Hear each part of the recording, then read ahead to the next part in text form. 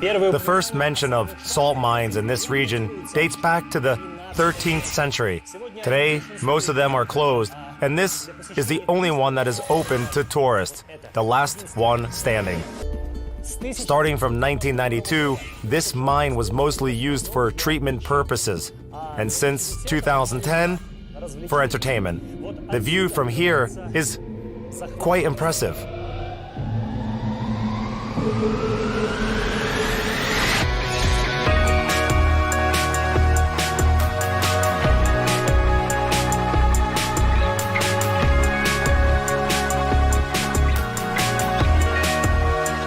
It is a proper amusement park.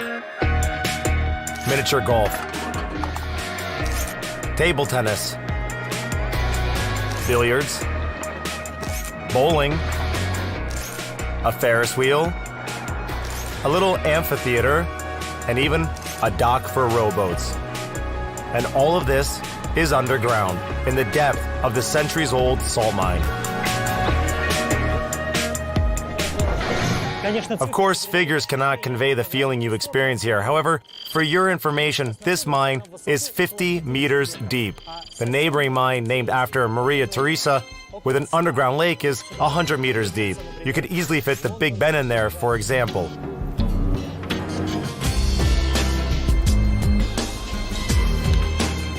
The question arises, why would one build all of this at the bottom of a mine?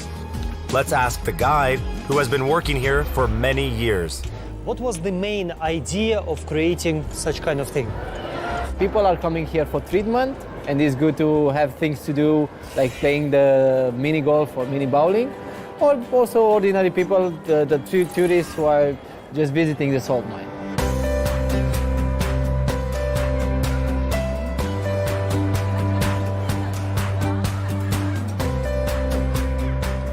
However, these attractions were installed here for vastly different reasons.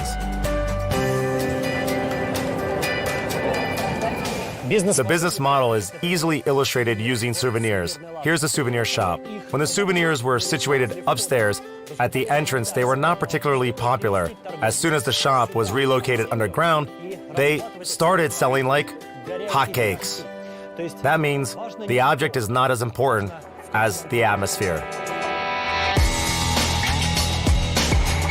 It's one thing to just go underground or play miniature golf under normal conditions. It's another thing when everything comes together.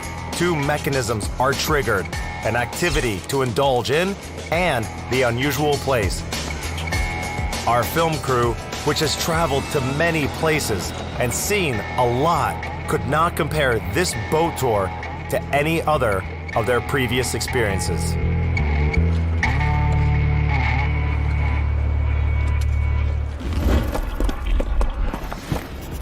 By the way, how were those mines formed? Believe it or not, it was done in the simplest way possible. A small hole was made in the ground as an entrance to the mine. Then salt was gouged out manually with special tools similar to a pickaxe. On average, the rate of work was 0.5 meter a year underground. So for example, it took 200 years to hollow out the 100-meter Maria Theresa mine.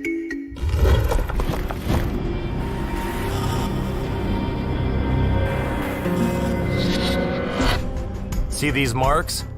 They indicate the years when miners reached a certain depth. The deeper it is, the closer the mark is to the present. Do the creators of this thing, do your bosses, they satisfy what they done? Yes, of course they are very satisfied, because imagine when they made a project, they were thinking that the average number of the tourists which will visit the salt mine in 1 year, it will be around 150,000 visitors.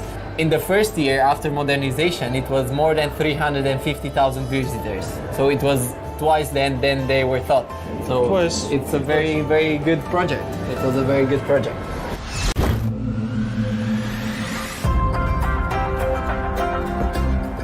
The Pride Salt Mine. It hosts over 100,000 visitors a year. There's only one way to the underground facility. Buy a ticket and take the bus.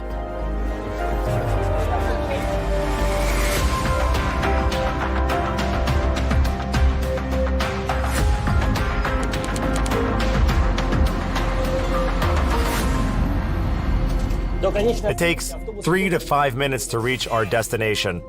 But it's not easy to guess the distance the bus travels or the depth of its descent.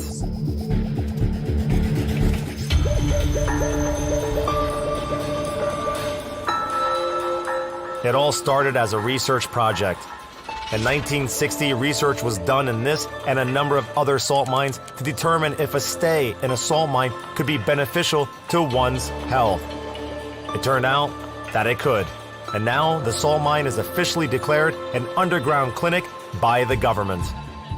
What kind of disease?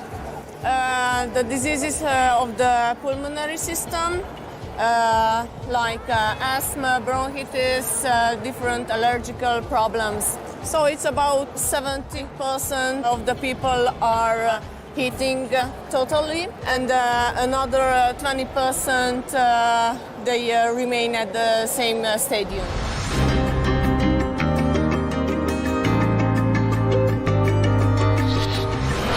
Four hours a day, from 5 to 10 days. That is the program for the preventative treatment in the mine. What does this treatment include? Believe it or not, you simply have to stay here. That's all. In the air there are small salt parts, and it helps in easily breathing and also increase the immunity system. And if you are moving, you have to use more air, and that's why the benefits is increasing. How do you make someone move more? You can take group classes.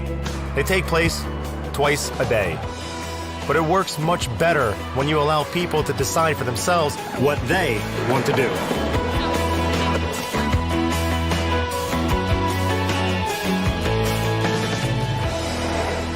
All those attractions, restaurants, vacation spots are meant to perform the same function. They help kill time, increasing the number of hours that people spend here, underground.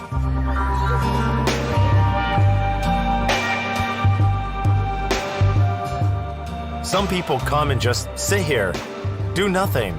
Others prefer to be more active. Those huge and rather intimidating spaces don't have a clinical atmosphere. It feels more like a health resort. Everything is free, gentle, and unobtrusive.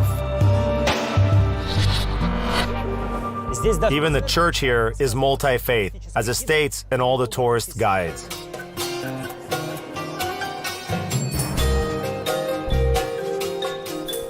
Wooden pews are like those in Catholic churches.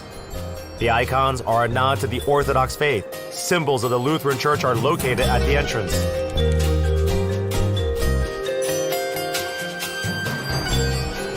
Of course, the main point is not to entertain, but to make you active, to move and breathe. It is most likely the one and only underground adventure park in the world. How could someone resist experiencing this? Okay, I will be going to the yellow zone, the intermediate level. I don't think I would be able to handle the red one.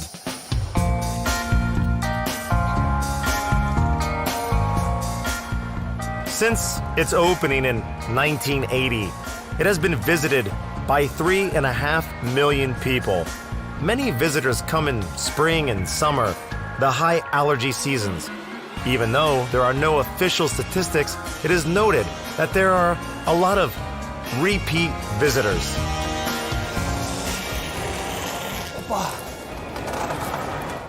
Somewhere along the way, closer to the middle of the course, I started experiencing a salty taste in my mouth. I don't know if it's going to affect my health in any way, but this surely helps to pass the time. Of all the things that people have come up with, life beneath the ground seems to be one of the most original and controversial. It's no coincidence that normally these were military installations that were located underground, rather than entertainment or vacation spots. That's what makes the combination of the two feel so unusual. You can easily find lots of treatment centers, fashion hotels, and amusement parks on the surface.